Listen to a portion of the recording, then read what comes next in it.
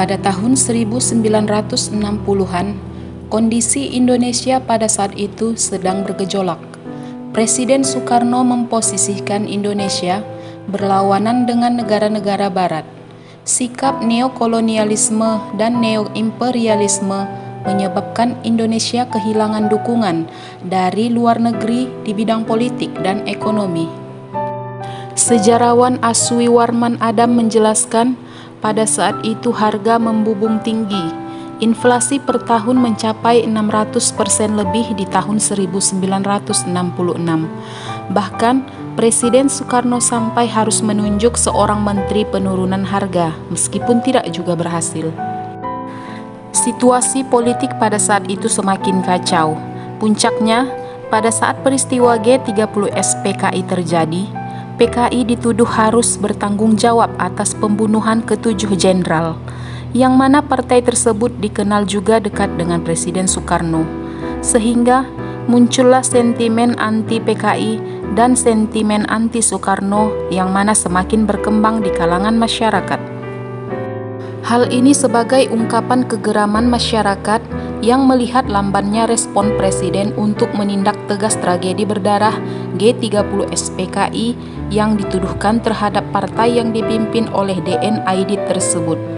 4 bulan pasca penculikan dan pembunuhan terjadi terhadap beberapa petinggi Angkatan Daratan tersebut, Presiden Soekarno masih juga bimbang untuk melakukan tindakan tegas. Menanggapi lambannya respon Presiden tersebut, sejumlah organisasi kemahasiswaan KAMI atau Kesatuan Aksi Mahasiswa Indonesia menuntut tegas pemerintah untuk segera membubarkan PKI. Protes pun mengalir lewat gerakan mahasiswa yang tercatat dalam sejarah sebagai tuntutan 3 rakyat atau Tritura. Adapun isi dari Tritura tersebut adalah: 1. Bubarkan Partai Komunis Indonesia atau PKI. Kedua, reshuffle Kabinet Dwi Korah.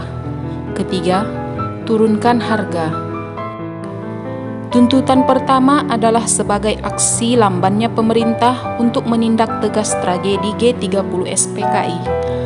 Pada tuntutan kedua, hal ini mencuat lantaran pemerintah Soekarno dianggap tidak becus mengendalikan stabilitas sosial ekonomi yang mengalami penurunan drastis. Perombakan tersebut juga dituntut karena banyak orang-orang PKI di dalam tubuh kabinet, sementara rakyat menghendaki agar PKI segera dibersihkan dari pemerintahan. Sedangkan pada tuntutan ketiga adalah sebagai kesalahan fatal pemerintahan Soekarno, yang mana telah mengeluarkan Peraturan Presiden Nomor 27 untuk mengatur kembali mata uang rupiah, yang mana diumumkan pada tanggal 13 Desember 1965. Hal ini juga sebuah inisiatif dari pejabat di Kabinet Dwi Korah yang mana telah mendevaluasi rupiah dari kurs Rp1.000 menjadi Rp1. Tindakan ini diambil lantaran uang sudah meningkat 5 kali antara tahun 1964 dan 1965 sebanyak 2.982,4 miliar. Soe Hock G dalam bukunya yang berjudul Zaman Peralihan pada tahun 1995 menyebutkan bahwa harga bensin dalam setengah bulan naik dari Rp400 menjadi Rp1.000. Akibatnya, tarif angkutan umum melambung tinggi. Sehingga semua permasalahan yang terjadi di masyarakat mencapai titik klimaksnya. Puncaknya, pada tanggal 10 Januari 1966, ribuan mahasiswa bergerak ke gedung Sekretariat Negara untuk menyuarakan Tritura.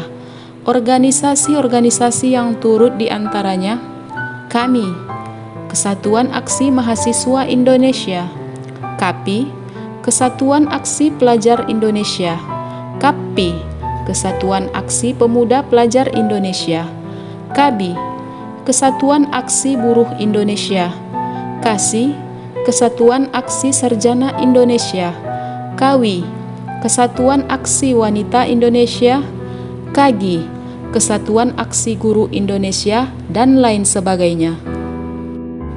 Lambannya respon pemerintah atas tuntutan tersebut menyebabkan tuntutan melebar kemana-mana. sehingga terdengar desas-desus untuk menurunkan Presiden Soekarno dari jabatannya. Pada tanggal 21 Februari 1966, Presiden Soekarno mereshuffle kabinet barunya. Namun hal ini malah menambah panas suasana, lantaran masih terdapat tokoh haluan kiri di dalam tubuh kabinet tersebut. Pada tanggal 24 Februari 1966, massa kembali berdemo dan juga berujung bentrok antara mahasiswa dan resimen Cakrabirawa. Tembakan anggota Cakrabirawa tersebut menewaskan seorang mahasiswa Universitas Indonesia bernama Arif Rahman Hakim. Presiden Soekarno yang geram dengan ulah mahasiswa akhirnya membubarkan KAMI atas kericuhan tersebut. Namun, kendati telah dibubarkan, gelombang protes masih tetap terjadi setelah itu, sehingga berujung pada keluarnya Super Semar yang mana menunjuk Soeharto selaku Panglima Komando Operasi Keamanan dan Ketertiban saat itu untuk mengendalikan keamanan dan ketertiban negara. Super Semar juga merupakan cikal bakal lengsernya masa kepemimpinan Orde Lama digantikan dengan rezim pemerintahan Orde Baru. Soekarno dijadikan sebagai tahanan rumah hingga wafat pada tahun 1970. Tritura juga telah menjadi tonggak sejarah bagi bangsa Indonesia.